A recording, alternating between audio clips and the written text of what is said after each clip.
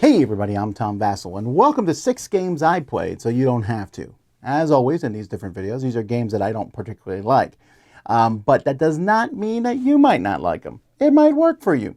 So we're just going to go through them, and I'm going to tell you why I don't like them pretty briefly. So we'll go from the one I like the most, I suppose, to the one I like the least. So first we'll start with Distant Suns. This is from A.D.E.L.E. Now, it's funny because it's like, hey, Vincent Dutrait did the artwork. Yes, the cover. And I guess there's a few small icons in here. But if you look here at the back of this, it's a game, it's a roll and write game. And I'm kind of ambivalent on roll and writes. But this one here is you're drawing polyomino shapes, hexagonal polyomino shapes, onto a grid. And the shtick of the game is you put this little token down on the board, and I will draw one shape, and everyone else will draw a different shape. Okay, that's kind of interesting. Not really, though, because it's just you get to pick one, and you pick one for everybody else, but I didn't find that to be that interesting. The problem with the game is that you draw all these shapes. At the end of the game, different shapes, you're covering up things, surrounding things. It's very, very kind of blasé, the game itself, and you get points based on the number of shapes. But you can only draw a shape as many times as you're allowed to. So if there's 3 rounds of the game. If I draw one 3 times, that same shape, that's the most I can get unless someone else allows me to draw that shape, which they may or may not. But the drawing the shapes is kind of sloppy. You draw them and draw a weird symbol inside it, and so the whole thing just looks sloppy, and I found it to be really hard to score, and so it just was for me. This one is a 5.5. All right, next we have Och Schon Clever. This is the kids' version of Ganz Schön Clever, or That's Clever. That's Clever is a very good roll and write game. It has combos. So I was looking for a fun one to play with kids. And I expect the kids' version of this game to be dumbed down to some degree. And this one is. The problem with this one is you roll some dice and you kind of pick a group that you're going to do, and everyone else gets a group. But here's the thing. If you roll dice and you don't get something good, too bad. And we found that happened way too much for a kids' game where you just got nailed by bad luck. And that's not fun for kids, to be nailed by bad luck in that way. So I wasn't very impressed with this one. It felt like the conceit of the game is interesting, but it did not turn out very well. Okay, then we have A.D.E.L.E. here, which has nothing to do with music. A.D.E.L.E. This is a game in which one person is an AI on a spaceship and everyone else is trying to stop that AI.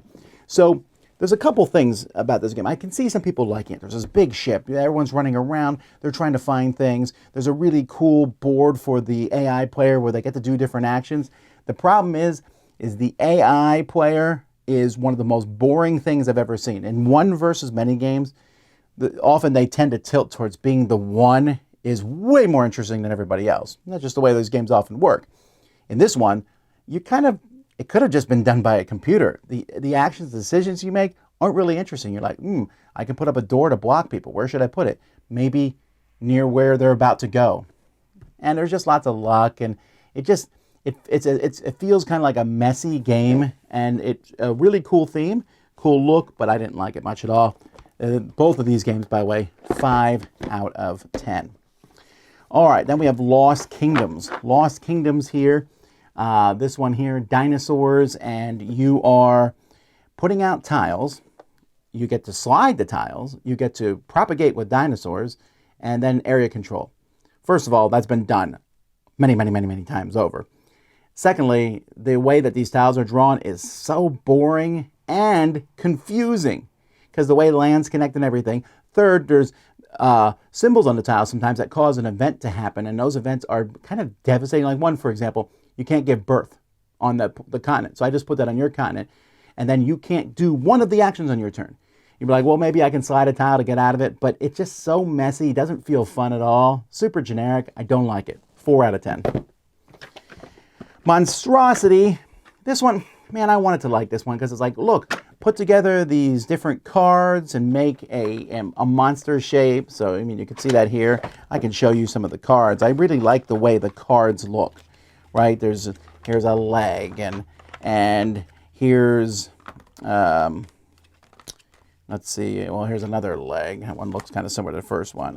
Here's another leg. It's just a branch.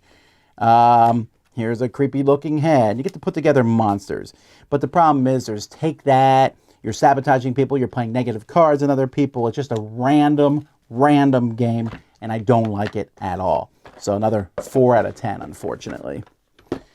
And then this one, I was really excited about this one. This is Best Candy on the Block. This is not the only game about collecting Halloween candy. There's a lot of these out there.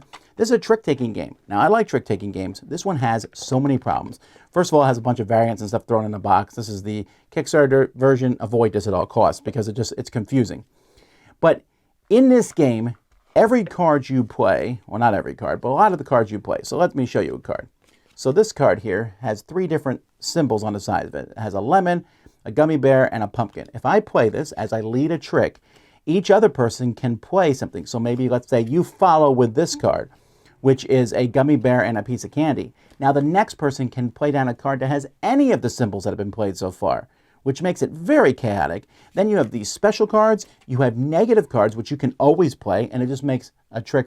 You give that person -1. By the way, the scoring in this game is 1 point per trick. The cards have colors, which unless you use a variant, don't mean anything, adding to the confusion, and it's just a humongous mess.